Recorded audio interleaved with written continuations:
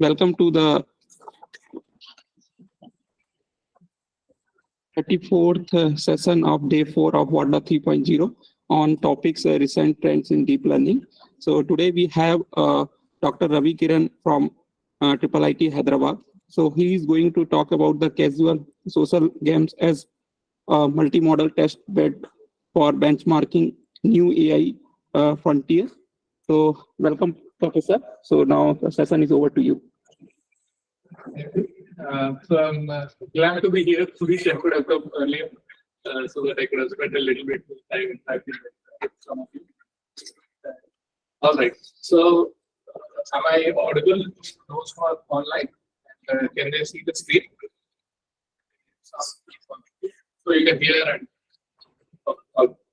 so get started. Yeah.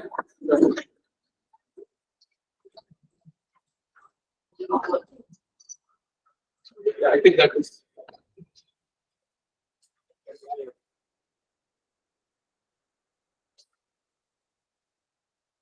We don't have much time.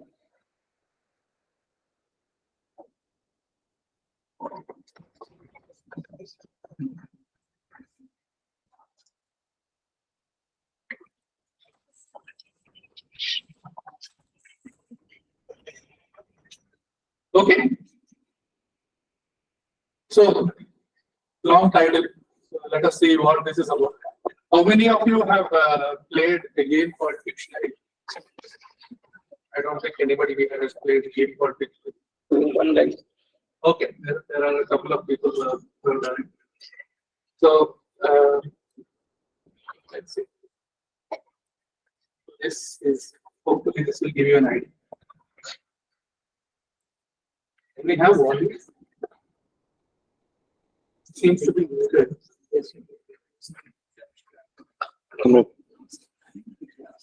I think still can't be.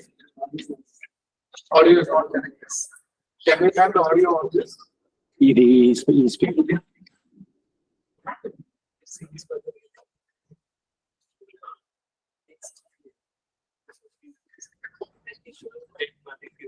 How do we get on from last slide?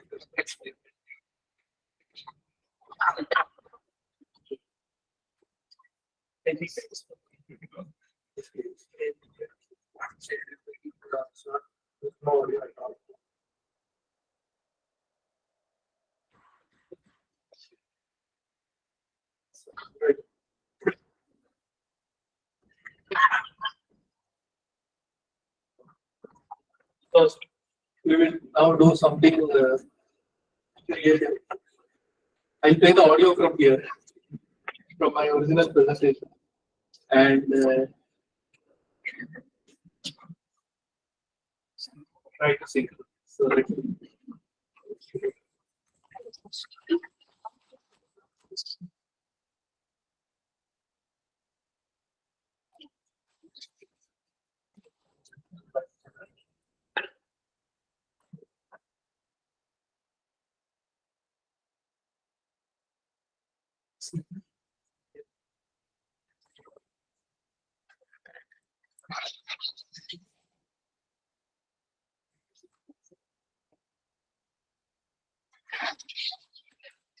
All right, round one.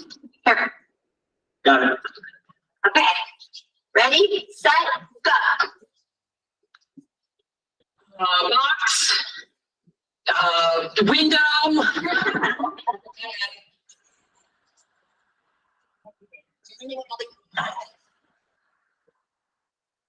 Water twin, tuck the monkey. Water twin, tuck the monkey out.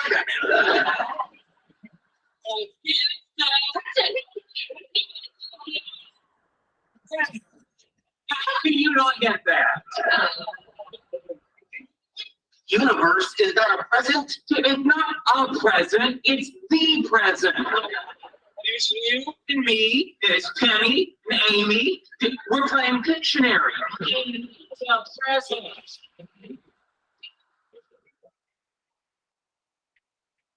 Oh my God, we're gonna kill them. Okay, so that is Pictionary. Now, so why study Pictionary? So let us understand the role of games in AI. So AI, contrary to its seemingly serious nature, games have a big role to play. So there is a long history of gauging progress in AI, depending on the ability of AI agents to play games. So as early as 92, there was a agent which could play a game called Gammon, right, backgammon. And this was followed in 96 by IBM's Deep Blue. And perhaps the most recent success would be AlphaGo by DeepMind. So these are all well-known, well-documented examples of giving progress in AI via games. So if you look at these games, they are competitive. They are zero-sum. That is, one in a two-player game, one player necessarily wins, other player loses.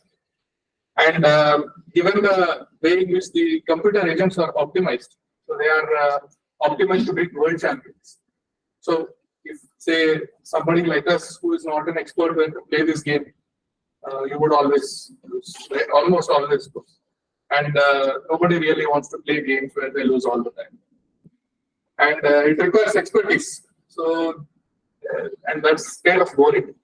So the contrast is social games. And some social games, such as Pictionary, you already know, dumb charades, which you might have downloaded, also have played. And there are some similar games that you play with friends or during icebreakers, fruits and a line, and so on. Now, unlike the other games, these are multimodal. So, in chess or in all these games, the moves are happening in the same space. Right? But if you look at Pictionary, somebody's drawing, somebody's speaking. So inherently, these games are multimodal. And the focus is not on winning, but the focus is on game experience. So the kind of games where you don't mind losing because the fun is what you're optimizing for. So it's fun and interesting. So it might be worthwhile to study these games. So we will see what studying them can lead to. So the goal here is to use these multimodal social games as a test bed for AI agents. So specifically, we want to look at two games. One is Pictionary and one is dumb charades. And because of, say, technological limitations and logistics associated with doing this in person, in real life, we would actually do dumb charades or play Pictionary with a board. But for ease of analysis and convenience, we are doing all of this online. So what we will see is online versions of these. So what is Pictionary? So as you saw, it is a multiplayer social game. So there is a guesser and there is a drawer. The guesser's job is to generate sketches. So they are told a target word and they have to draw sketches. And the guesser has to make a guess observing the sketch. And the goal is to convey one particular target word within a time limit. So if it is correctly conveyed, then it is called success. Or if you run out of time, usually there is a timer, then it is called a failure. Now, there has been a good amount of work analyzing sketching and this whole process in general. So perhaps a famous example of this is Sketch RNN. So Google collected a large amount of sketch data. They asked people to draw them. And they collected this and they trained a recurrent neural network to recognize sketches. Now, the problem with this, or the restriction here, is that they were asked to draw only objects. And there is no machine-like feedback. You are just asked to draw, it records the sketch, and that's it. And typically when we draw, we don't draw in one shot. We erase, we highlight something. So none of that is present. The other work, which I did during my PhD, is a little closer to Pictionary style guessing. So the idea here is, let's say that you were shown how a sketch was being drawn stroke by stroke. Right? You had one stroke, you had next stroke. This is already a data set like the one on the left. So imagine that you had data for each time step. So as the sketch evolves, as each stroke is added, you ask people to type something. So that's a little closer to Pictionary game. And the idea is to create networks, neural networks, which can predict what is being guessed. So that is a little better, but again, it is restricted to pre-drawn sketches. So that no interaction is not happening live. Sketches are already there, and there are only so many choices. So there is also no feedback. You just give a guess, but the person who's guessing is not getting any feedback. Then there are works which are closer to this whole interaction paradigm that you see in Pictionary. So one is called code draw. So the idea there is similar to Pictionary, but instead of drawing, you have clip art. It's like the one you have in PowerPoint or Word. You have clip art, and then there is a conversation. So the person who wants to draw asks some questions. Is there a girl? So then they put a girl, and then is the girl holding something? Then they get a clue that the girl is holding a bag, and so on. Right? So you have this drag and drop interface, which lets you create the picture, and then the person is seeing what you're doing, and they'll correct you. So it's a little closer to that. Now, this is restricted to a set of drawing primitives. Whatever is there in the clipboard, you can draw only that, nothing more, nothing else. And this is explicit feedback. So the person has to tell exactly how it should be placed. So it is not really high level, it is quite low level. This work similar in spirit was Iconary, which is a little bit more recent. So the idea is that we use icons a lot, right? Emojis, for example, like in chat, interfaces, and so on. So if we were to take that, can we do some complex constructions? So can we have agents which can draw what is told? So these are now phrases. So man in kitchen chopping. Can you put together a bunch of icons which now the issue here is that again, as similar to the previous work, it is a restricted set of drawing primitives, and the turn taking is synchronous. So each of the players has to wait for the other person to finish before they can do it. Whereas in a game of Pictionary, the turn taking is asynchronous. So they don't have to wait for each other to complete. It can happen in parallel. So looking at this, we decided that it would be good to have an interface which collects this data. So this is the interface. I'll actually show a video of this.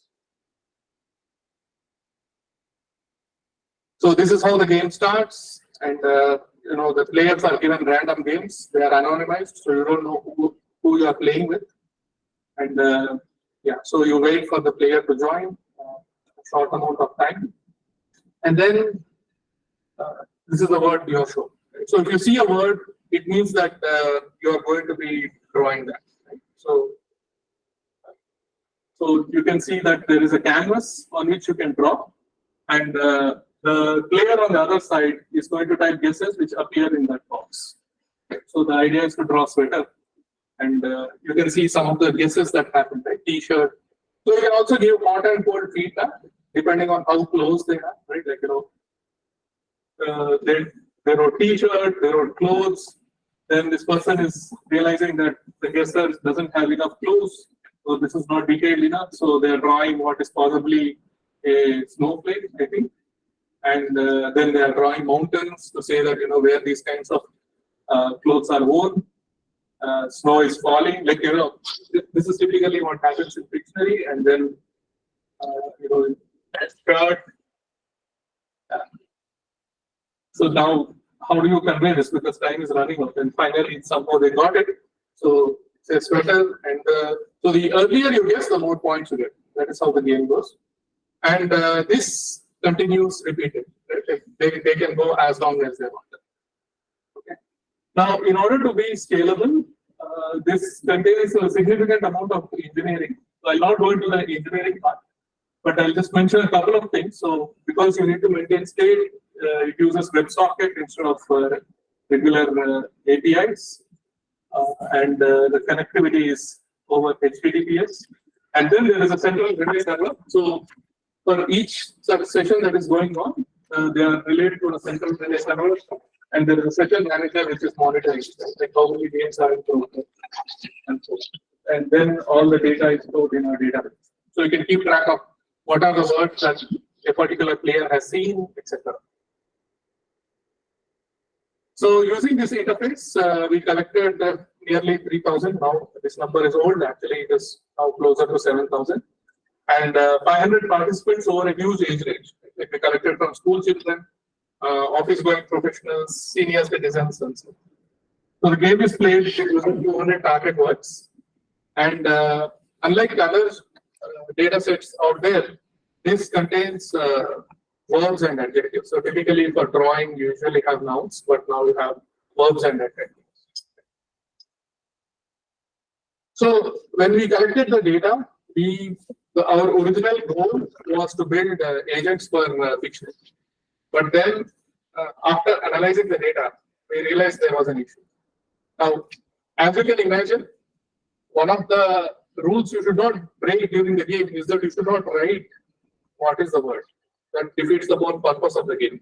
But when you play with children and when you play with some very mischievous adults, they try to break the rules because there is no consequence. I mean, they are not getting any penalty, they are not losing any money, nobody is coming and arresting them, right? So there is no consequence, so they try to break it. So as a result, this and also we see a lot of atypical sketch content. So this is not rule breaking. I'll just show you some examples. So sometimes you have this benign, atypical activity. So people draw arrows and question marks. You want to say driving, you want to show the act of driving. So people draw arrows. So in some sense, they are not part of the drawing. So they are just an auxiliary thing. Then you have question mark. Then you have, if you want to show starfish, then people can draw star plus fish. Right? So there's a lot of creativity in this game. Now, and there are rule violations. So, people actually write text. They write numbers. So all these are not good. Or at least we should be able to figure out what games we do not want to have in our data set, because these represent rule violations. So which means we need, if say there was a real judge, they would be like, stop, you cannot do it. But how do we do this? So in order to figure out all these instances, we have a interface called Canvas Dash, which allows us to annotate. Right? So this is an annotation tool, and essentially it takes the entire session and it replaces it. So all the drawing that happens, it takes a session and it replaces it stroke by stroke. So as you go to each stroke, you can decide whether it is part of a sketch or whether it is a number, it is something else, and you can annotate it. You can give it a number. So you can see that in that. That's a number. So you choose one of these, and you will.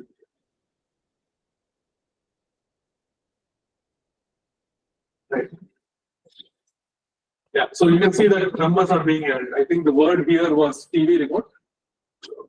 So people are adding numbers to it, or telephone, they don't want it. Yeah. I think it is telephone because they are writing it. Okay, so now what are the kinds of content that we see, which is atypical? So one, as I mentioned before, is text. Text can be individual letters, running hand, or it can be numbers. You can have numbers. You can have circles. So you want to highlight something on a board, so you circle. You can have icons. So you can have arrows, question marks, and many other items. And so analysis reveals that most of the time, many of these are just individual letters. Others are relatively smaller in number. Most of the time, you see individual letters. So this is typically what we see, and the idea is now, how do you detect it? Right? So you can recognize it. So you need some approach to perform detection. So in order to do that, first of all, we realize that this is not very common, right? Like it's not like mass copying. There's not a whole lot of these instances. So the amount of data that when we saw that, it was very insufficient. So you have to do some kind of data augmentation.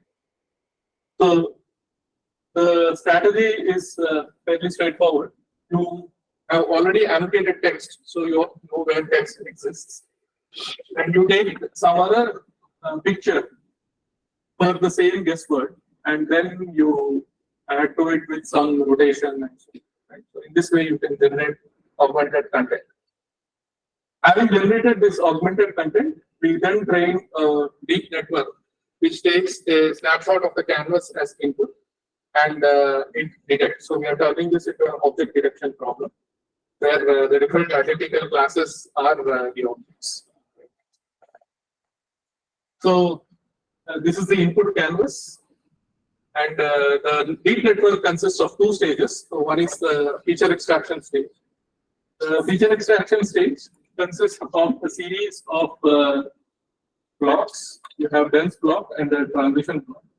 So this ensures that you collect data at multiple scales, because when people write, they may write in different sizes. Right? So you want to be able to capture that scale, and adding dense blocks helps you do that really efficiently without adding too many parameters.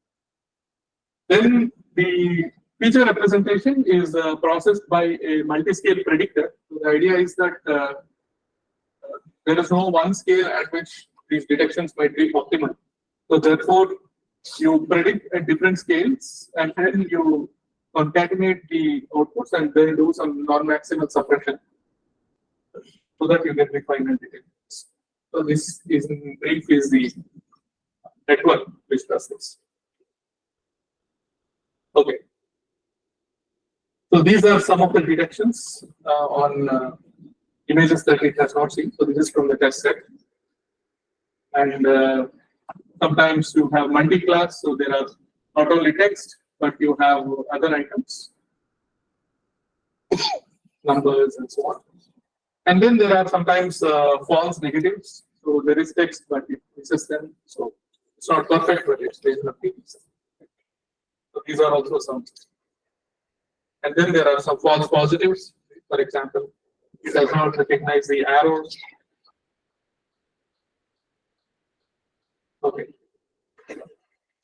So in terms of numbers, text tends to be, just because it is relatively more frequent, it is easier to recognize. So you can see that text is recognized well. Other classes are recognized, but not as well. Circle also is reasonably good because it is much more structured. Right? Like there are only so many ways you can draw a circle. So there is a bias arising out of that. So because of that, that is easy. Items and numbers are a little hard because of the variable. Okay. So there are two ways to think about sketches. One is to think of sketch as an image, and the other is to think of a sketch as a time series, as a sequence of strokes. And we tried both methods. So these methods, ILSTM plus CRF and sketching, these are stroke-based methods. So they think of the sketch as a series of strokes. And you can see that the performance is not so great. In fact, we believe that this would be the best and try to give it to a grid work. Then we looked at different state-of-the-art text detection methods out there. Right? Like there are many methods for recognizing scene text, so signboards and so on. And so these were okay, much better than the stroke-based ones, but our custom design was the best. It achieves a reasonable trade-off in terms of compute, right? So the amount of space and the inference time. And inference time turns out to be crucial, and I'll tell you why in a couple of slides. Okay, so now we have a system which can detect these kinds of identical activities. But what we really want is a judge agent. We want to use this and be able to recognize this in real time. So in order to do that, we take our existing system and then we add a agent which we call drawmon. So it's a drawing monitor. And essentially it is monitoring what is happening in the game, and it generates alerts. Now, what are the requirements for a system like this? One, we want it to be reliable. It has to work as a good judge. It has to be fast. You don't want to wait too long. And it has to be scalable. So as the number of players or as the number of games increases, the performance should not degrade. So these are the three requirements for this system. So essentially what we do is we do not treat these as images. We treat them as SVGs. These are vector graphics which are really lightweight. So our representation for a canvas is in terms of vector graphic terms. So that keeps it really lightweight. So imagine that there are vector graphic files which are taken every 2-3 seconds, and they are processed. They are just sent into a queue. So you just queue them, and then the deep network does not understand vector graphics. It understands images. So therefore, we have a rendering module. Right? So imagine that there are multiple services which are processing, which are just picking each element from the queue, and they are taking the SVG and turning it into an image. And that goes into another queue, which contains essentially these canvases as images, and then they go to multiple CanvasNet modules, right? The deep networks that you saw. So essentially, this is the pipeline, and then depending on the outputs from there, so you have an event table. So if you see text, then you can use that. You can use a very simple rule base to decide which games you want to send an alert to. If you see text, you say that at this particular bounding box, there is a text, and you should generate an alert. So let's see that.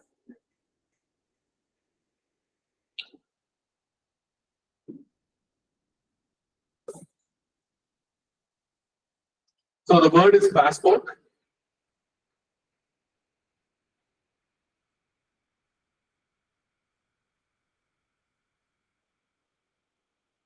Okay. As you see this, you can also think how you would draw a passport. I think this was a reasonable attempt, but then it's book, right? No, it's not a book. So the guesser got a feedback.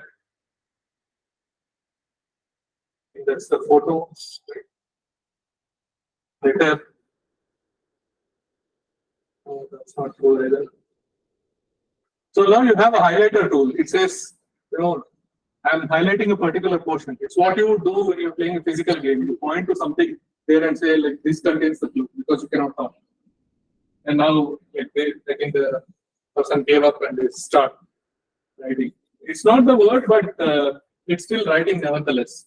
And you want to make sure that this is detected. Now it says that, look, you know that you are doing this, so therefore rule violation detected. With an audio like it, this is actually an audible sound and so on.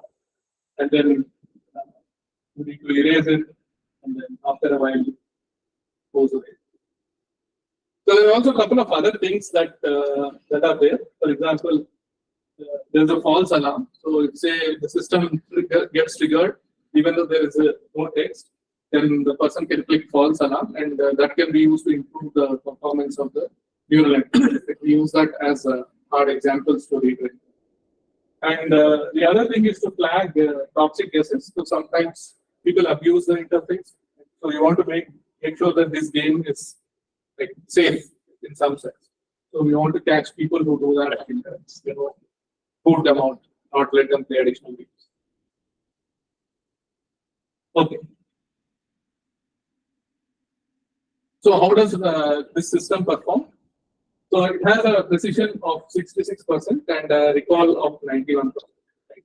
So recall is good. Precision is bad because the number of false positives tend to be larger. Right? So it's able to do well in terms of the positive classes, but in terms of false positives, the numbers are not possible. So there's still something. But for the most part, it is reliable. Right? At least the user studies and the feedback from the players indicates that it was okay. The other thing that we wanted to see was, as we scale the number of sessions, what is the effective throughput, right? Like at what rate are these alerts being generated? So it's very important that this does not come down as a number of. So we wanted to stress test the system. So we went up to 400 sessions, and you can see that the performance is sustained. The effective throughput is good, which is reasonably fast. And then we also wanted to see what happens if we have one deep network versus two deep networks to tackle the load. And what happens to the effective throughput? Well, the more resources you dedicate, the higher the effective throughput. So these are on expected lines. So it shows that the system overall is scalable. Now, what can you use something like this for? Originally, we designed this for detecting atypical sketch content, right? But in general, this can be used for detecting any kind of drawing. So, for example, if you want to locate and interpret diagrams in lecture videos, for example, so you could consider making something like this. So there is typically in a lecture video you have some text and then the lecturer draws a diagram and so on. So being able to separate these two could be useful for further analysis. Or let us say that there are collaborative digital boards. So these are used in some settings. So you can monitor them. Typically people are asked to do something. So you can check progress, see how much has been done, etc. Yeah, so in summary, what we saw was a game referee agent, the judge agent for the dictionary. Now, apart from this, we also wanted to see are there styles, right? So when we look, think of games that we are interested in, we assign styles to different people, right? Like, they are good at playing this way, they tend to play aggressive, they tend to play a card game, and so on. So we wanted to analyze all of this. So in order to do that, we put together this dashboard. So this dashboard gets updated with the number of games. So we wanted to see what happens. We collect a bunch of data from the players. So we collect whether they are right-handed or left-handed, male, female, and so on. And using this, we looked at certain attributes of the drawer and guesser, and we wanted to see, is there an idea of playing style? So is there a way in which you can group players? So we'll see some examples of that.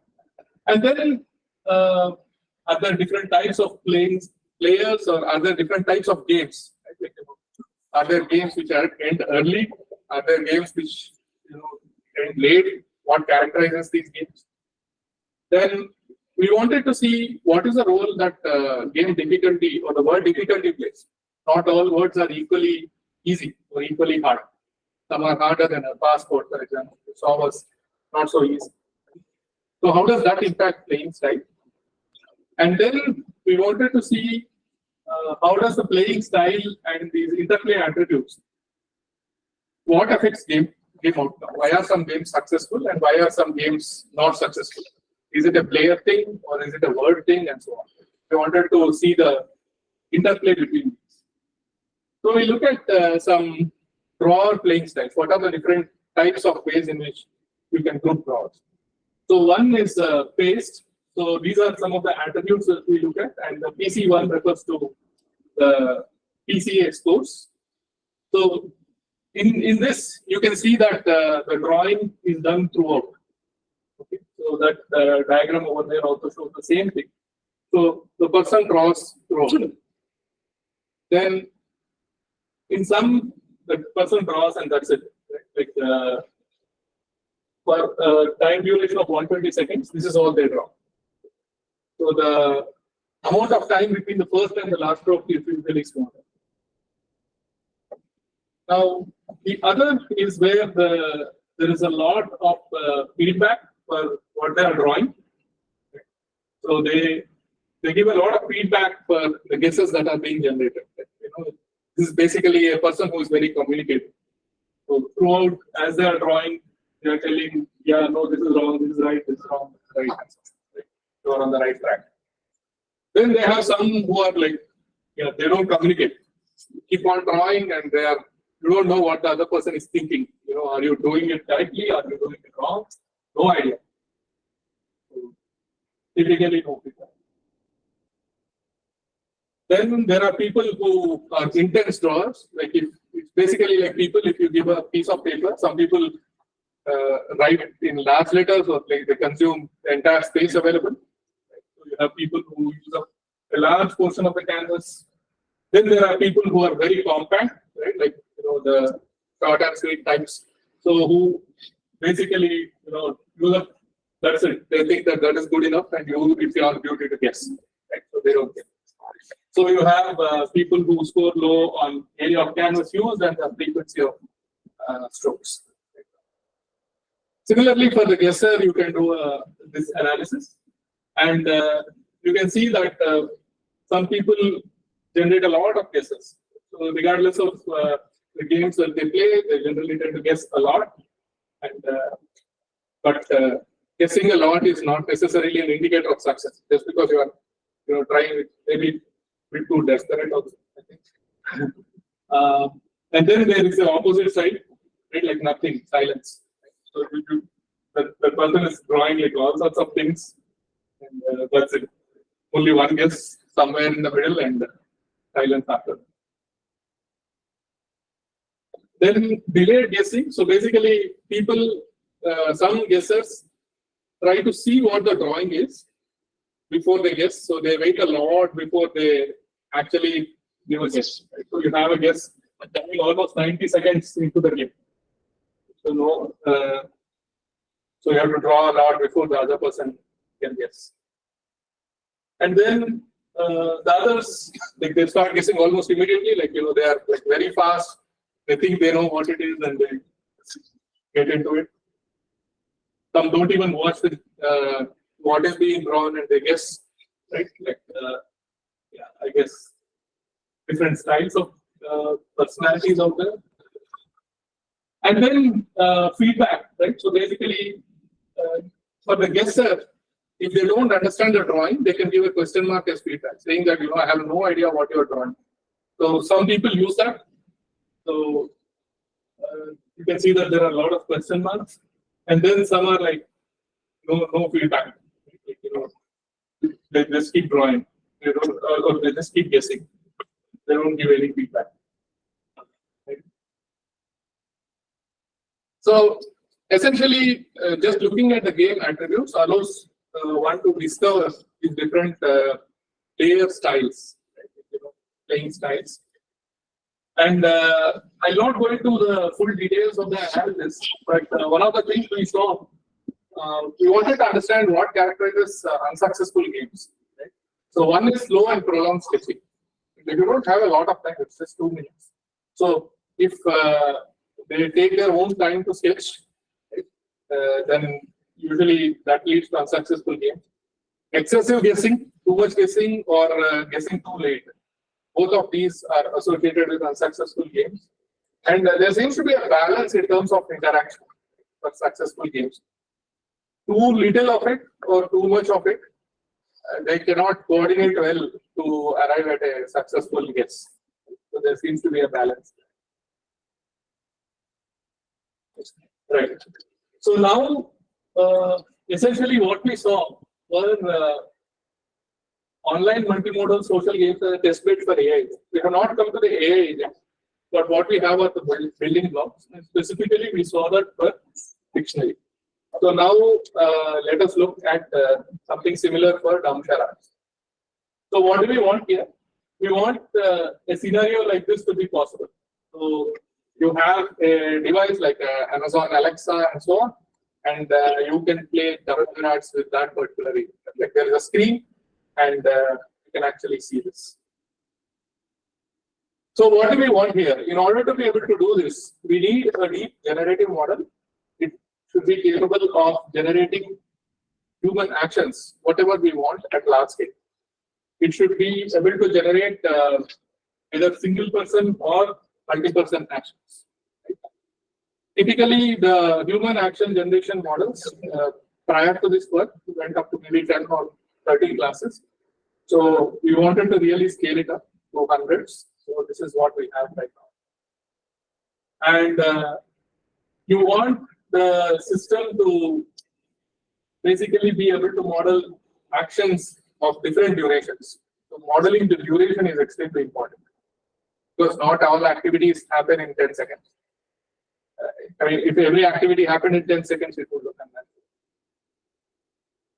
So the basic idea here is to represent the skeleton as a post tree, and the root of the tree is some designated node, some reference node, typically at the torso. And then you see the action as a sequence of these poses. Right? So these are For each location, you have a XYZ, so that is a 3D pose tree. And then you have a sequence of those such trees. So this is the evolution of reaction over time, and you want to somehow generate sequences like this. So one way of doing this is to decouple global and local motion dynamics. So what do we mean by that? One is if you take an action, there are two aspects to it. One is how much does the person move in space. So if you just reduce the person to a dot, then how much does the person move in space? How much do people move in space? The other is what is happening to the person at each time. Right? Are they moving their hands up? Are they moving their hands down? And so on. So those are local dynamics. And essentially, we needed to come up with a new representation so that the pose dynamics are captured nicely. So this pipeline is essentially that. So use what is known as a rest pose. So one way to model these is to say that there is a standard pose, and then for a given configuration, what is the difference between this and this? Right? So you want to say, how much should I rotate my hand from the rest pose so that I get this? So that is how you represent the action, and that gives you a representation in rotation space, right? Like every joint is represented in terms of the rotation. So if there are 3 joints, then you are essentially representing all of these as rotations. As I mentioned, duration is important. So one way to model duration is to assume that there is a maximum duration t, and if a particular action takes t sub s time, then you represent it as cumulatively increasing. So this is a nice way of modeling the variable length sequences. So you just say that it increases up to a particular time, and then after that it stays the same. Now, if you look at the base actions, they are not very explicit. Right? For example, these are both supposed to be thumb up and thumb down, but previously approaches would just take this and feed it to a neural network. So this is a big problem. So if you do not look at the data and you feed it to a network, it will learn something, but it may not be meaningful. For a recognition problem, it is not so it's not too bad, although it should not be just done this way. But for a generation, it is clearly obvious, right? Like there is no thumb back and thumb down happening. So therefore, we came up with a more expressive data set where you represent the hand finger joint. So now you can recognize these subtle finger-based actions. Right? Okay. Then the other problem is that existing approaches which look at these action sequences, they tend to contain, if you look at the raw data, which is captured from these 3D capture devices, they look really bad. So if you try to fit a human model, then it looks like there is some issue, right? So it doesn't get it consistently. So you need to do some pre-processing. So whatever data sets that are out there, they are not meant to be just consumed directly. It affects the quality. Doing all of these things is important to get good quality. So I'll briefly give an idea about our work which was presented at WACWI earlier this year. So the basic idea is that you take the full body skeleton and then you do a divide and conquer. Basically, you decompose the body into different pieces. So there is a hand component, there is a local body component, and then there is a global body component. Right? So the global is for overall gross locomotion. Local body is for the local body, and then hands separately. So this lets us dedicate some part of the entire representation to model each of these different aspects. So you have some encoders which encode them, and you concatenate them and treat that as the representation for the action. Right? Now, what is being fed here is a spatiotemporal sequence. So the processing happens over time, and you get a representation for the action. So we are essentially getting a representation of a video or a sequence, not a single dimension. So the approach we use for generation is a variational autoencoder. I'll not go into the details of the variational autoencoder, but essentially you learn a latent mixture model.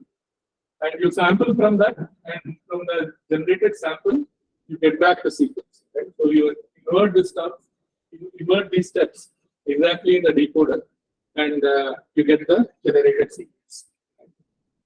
So how do we understand what the generative space looks like, or how are these actions represented? So these are some examples of how the sequences look like. So our method is dsap, and actor is the method we were comparing it, and model was a previous work of ours. You can see that for point to something.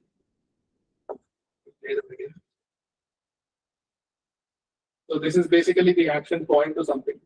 So this is a random sample from the ground truth. So in generative models, there is no ground truth, like in classification. So the only way you can really compare is by seeing how close it is to some randomly sampled ground truth. And similarly for walking towards, right? So you want the actual walking towards to be modeled, and previous approaches just cause the people to kind of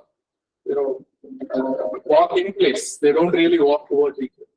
These are some issues that people. So if you look at the visualization of the encoder bottleneck layer, right? So this is essentially a representation for the entire action. And how do they look like? So all the multi-person interaction classes seem to be together. So there is something about having two people as part of the action. So they are all grouped together. And activities with hand movements also form a nice group. Similar classes are closer. For example, make OK sign, make victory sign, thumb up, thumb down, all form a group. So this is sort of a sanity check, making sure that the representations have some sense to them. So we would expect that things which are related to hands are closer. And after this, shortly after this, there was a data set which went beyond labels. So until then, we had data sets which would take an action and they would map it to a single label, like a class label. But there was no text. Now, this was the first data set which actually went to text. So the moonwalk, playing guitar, cradle. And then people started thinking about text to motion model. So given a piece of text, can you take that text and can you actually generate some motion? So these are different approaches. They differ in many ways in the way they treat text and in the way they treat the motion sequences. So this is transformer based, this is also transformer based, but slightly different, and so on. Right? The text is encoded using some text encoder like Distilbert. So the basic idea here is I have a representation which is visual. I have a representation which is based on text, and you do some optimization to ensure that they both map to the same point in the latent space. That is the basic idea. So the problem with these approaches is that if you look at them superficially, if you don't look at the details very closely, then they seem okay, but often they are not very good at fine-grained details. And the other problem is with zero-shot generation. Zero-shot meaning if you give it some text it has not seen before during training, then they don't do a good job of that. And a generative model which cannot generalize beyond the data it has seen is not very good. So why is this happening in the first place? If we want the model to understand what is put on glove, we are just telling put on glove without telling anything about the body and without telling anything about how the action should be performed. You have to give some instruction. That's what we do to people. So if you want to describe something, say to a kid, then you would say what is put on glove, right? How would you do that? Or check watch on right arm, smoking cigarette, and so on, right? So we are in the era of LLMs, right? No introduction is needed. So naturally, the question is, can we leverage the power of large language models to do a better job at action generation? So this was the motivation for our work, Action GPT. Okay. So what is the basic idea? It's quite simple. Instead of taking the original text and mapping that to the action representation, we are saying give a suitable prompt and have a large language model generate a description of how the action should be performed. So in some sense, you are giving a lot of information. So for example, they would first reach for the glove with their hand, then they would grasp it and so on, right? Like you are telling there is a hand and so on. Now, you are not telling the entire framework what the hand is and so on. But because in the training data, it is seeing so much of hand and all of this, it learns this correlation. It understands that generally when actions are performed, there are hands, there are legs, and then there are motion cues that are involved, right? So that's the basic idea. So for example, this is teach, the default model, and this is the same model when you do a suitable prompting and alignment using the text generated from GPT. Right? For example, you can have something like first crouch and then punch. So this is an example of a complex action. Originally, you may have only crouch and punch, but when you compose them together, right? Can you put them together? So if you give crouch and punch, this is the generation, right? So it would just sort of do a crouch and then there's no punch. It tries to do a punch, but it doesn't happen. But here is the person's body is bent at the knees and hips. The person's hands are on the ground. Then after that, the person's right arm is extended out straight in front of them with the fist clenched. Right? So that is punch. And when you do that, it first does the crouch, and then after it stands, it actually does the punch. Right? So the hand goes forward. Okay. So some more examples. So the put on glove, the example I was talking about. So like you need these hands to come together, but this is as far as they get. Right? Otherwise, you say that the person, there is an object called the glove, they bring it up to their hand, holding it by the fingers, and so on. So you want to actually give this description, and then when you do that, it comes closer to the action of glove. Now, in this data set, there are no objects, but you can imagine that if there was actually a glove.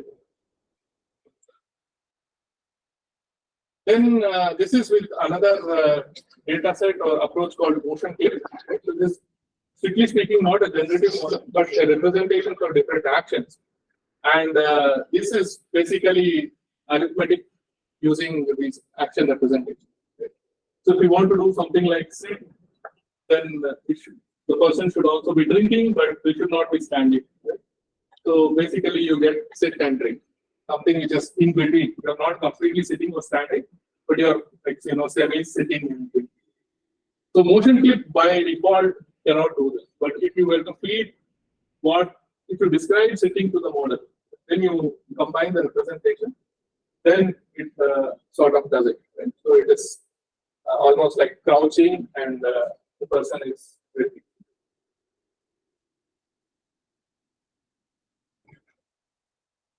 And this is good at zero shot.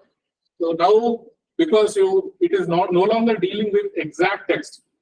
Previous models would just overfit to the text, exact text that was given to them. But now you are talking in terms of very low-level primitives. You are saying hands. You are saying, there are some objects. They are bringing it up to their mouth. It's seeing this in all the training data. So that helps it understand the action, and it actually can do that.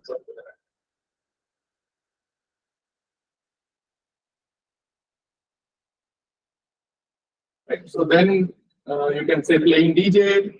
So the person is standing in front of two turntables and so on. Now, one question here is this really that simple? For example, can you just take the text and throw it into a GPT model, and would that work? So the answer is no. You can see that if you just take the text, then the GPT model outputs something like this. And that is no good, right? So it's not doing that down. And this is supposed to be javelin throw, right? There is no coordination between the hands. So maybe this slide illustrates it better. For example, if it is act like a dog, so this can happen in dog, right? Something requires you to act like a dog. So if you just say describe the action act like a dog, then that is what you get. The thing on the right. That is nothing closer to what you want. Then you refine it. You say that describe a person performing the action act like a dog. So it's kind of getting there. You see that the text changes depending on how you prompt the model. Right? This is typically how large language model works. So the arc takes in the prompt. And then you say describe a person's body movements who is performing the action act like a dog in detail. Right? And then they give a lot of detail. Right? The person would be on all fours with their palms and feet flat on the ground and so on. So you can see that this is sort of like an evolution of generation quality. So you see that as the prompt gets better and better, it does a better job of generating the desired action. So there is some care that you need to take when crafting the prompt. Okay. Now you can also have the model generate multiple descriptions. There is a term called there's a parameter called temperature. So if you play with that, it gives not just one best answer, it can give k best answers. And our experiment suggests that if you take the representations of these k best answers and combine them, then there is an ensembling kind of effect. It averages out noise, and it can take advantage of the fact that many of these contain multiple repetitions of particular words, and it uses that to improve the quality of it compared to just taking the text. Okay. So these are some of our findings. Now, this is not without limitations. So, for example, if the action is very complex or contains vigorous body movement, so yoga stretches, it's a bit vague what yoga stretches is. And it kind of tries to do it, but it's not completely sure what yoga stretches.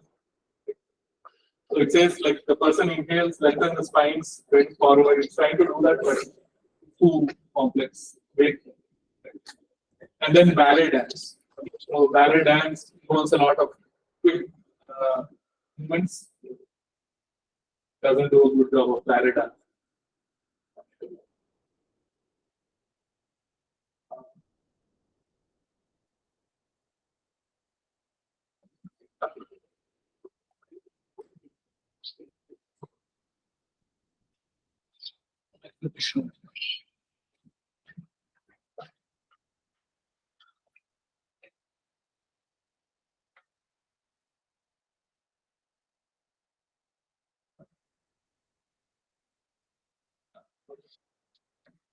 Okay, so basically, what is the takeaway here? So the advancements of LLMs can be extended to text-to-motion models, and so this paper came out in I think early January, and already there are 5 works which extend this. Right? So we didn't have to think of extensions; the community did it for us. So that's the speed at which advancements in this area are taking. So now there are things which look at the individual body parts and you can control them. So it's nice to see that the community has taken the work and built it. Okay. So what is ongoing? So next step is free-form language and action. So we actually want to have agents which can play function. And the basic idea is that instead of having a drawer in dictionary, most of the things remain same. You just have an actor. Right? And we already saw that you give a text, the output is a sequence of acts. So that's really what you do. And now you want to be able to take some word like this and act out. So march of the penguins, march, penguin, right? Like to come up with a strategy, and then you chain the actions together and you hope that the other person can.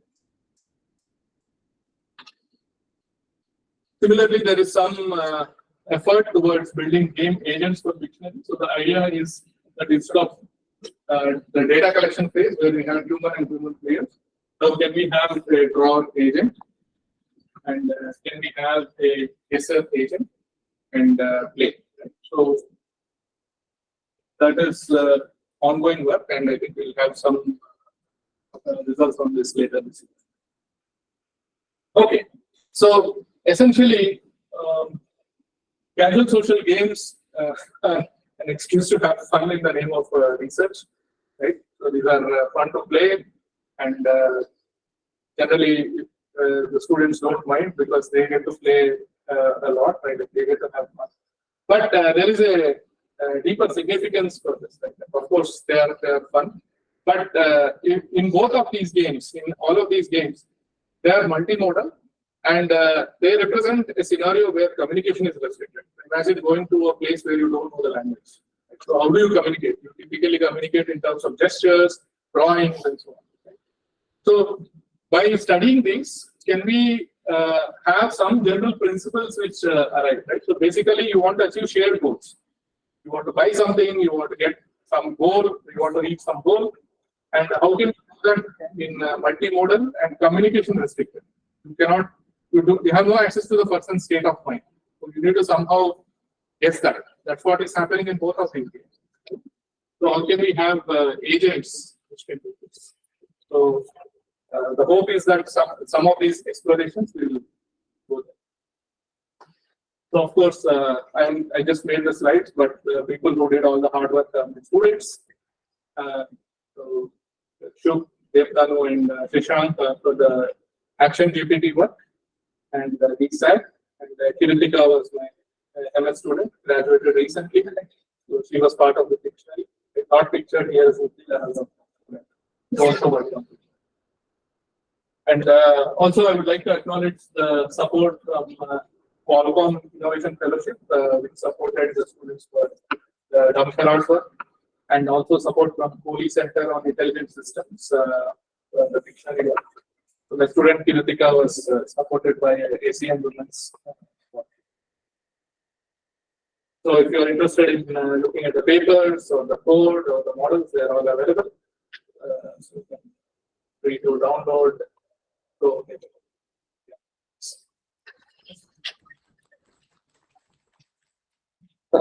Thank you very much, Professor, for a wonderful talk. So really, your talk was totally different, whatever the sessions so far happened.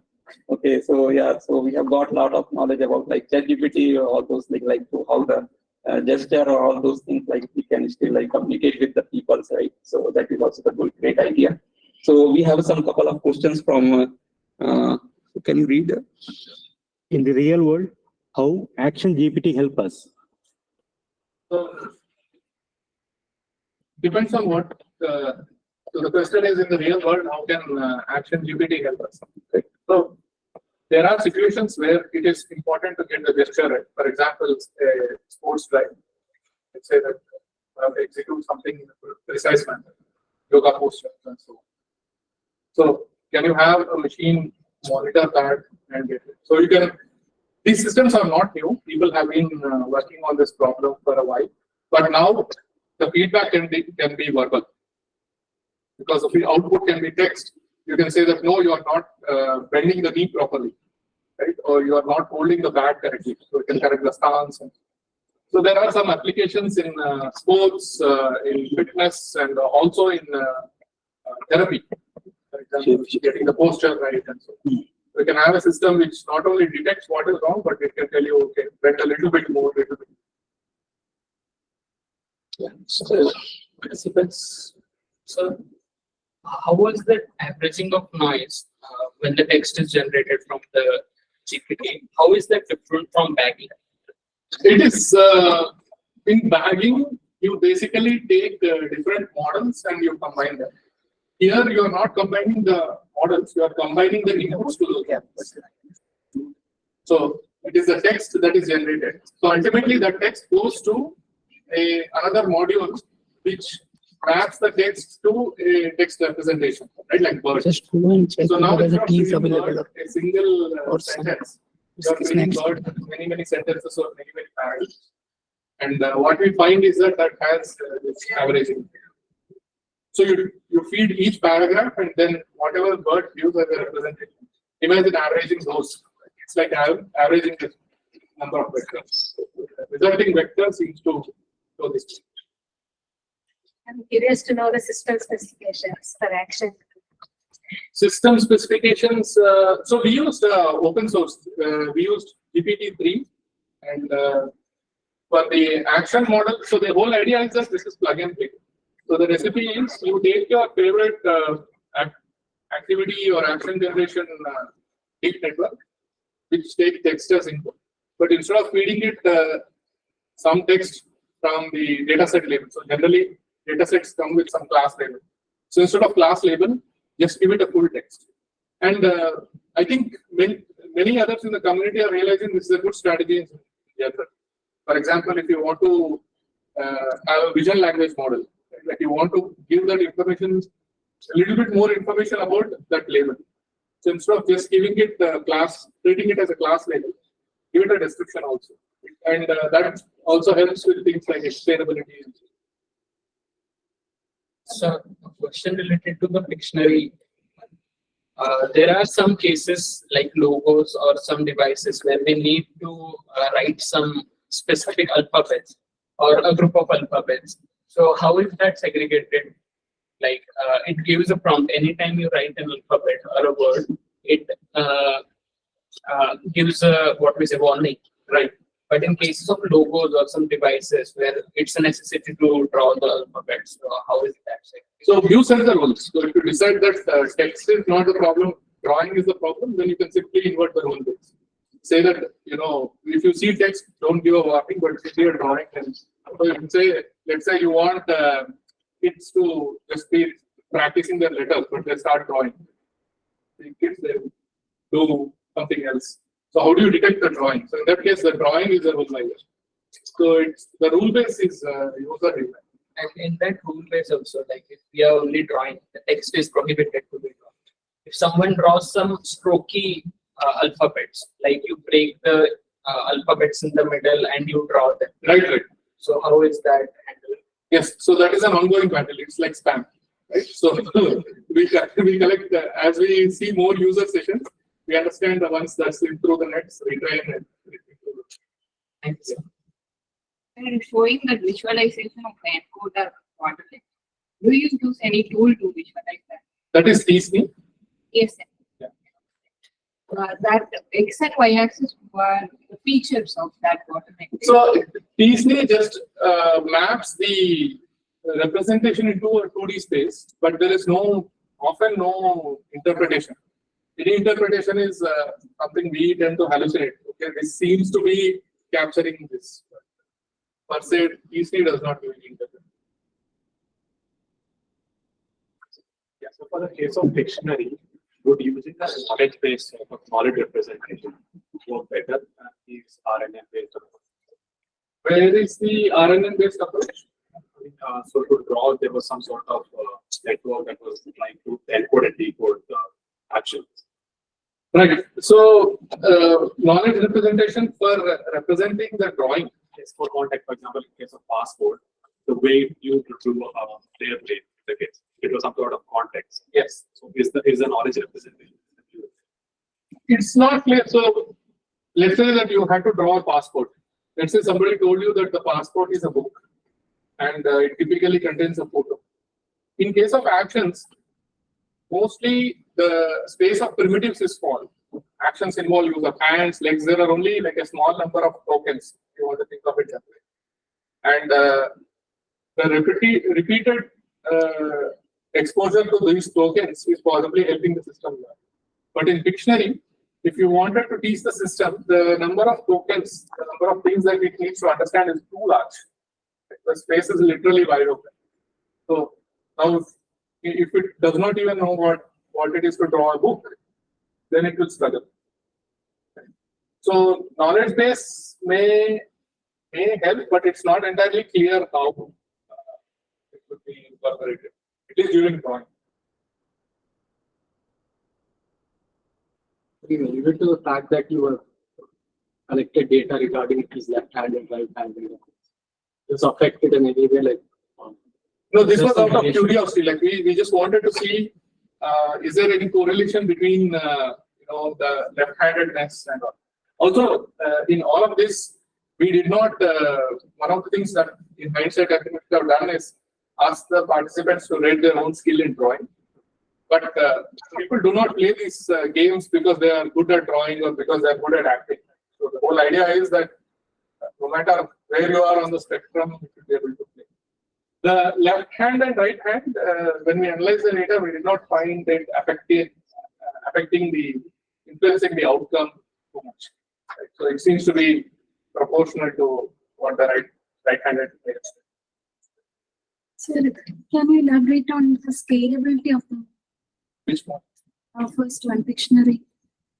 Scalability of like how many sessions can happen in parallel, or Yes. so how many sessions can happen in parallel? So we have had as many as 110, 120 sessions going on, which is almost like 200 players. Right? Is there which type of metrics we use for that? For For measuring scalability? For measuring scalability, you want to see. So this is more like a networks question, right? So you want to see whether there is a packet drop or are there timeouts.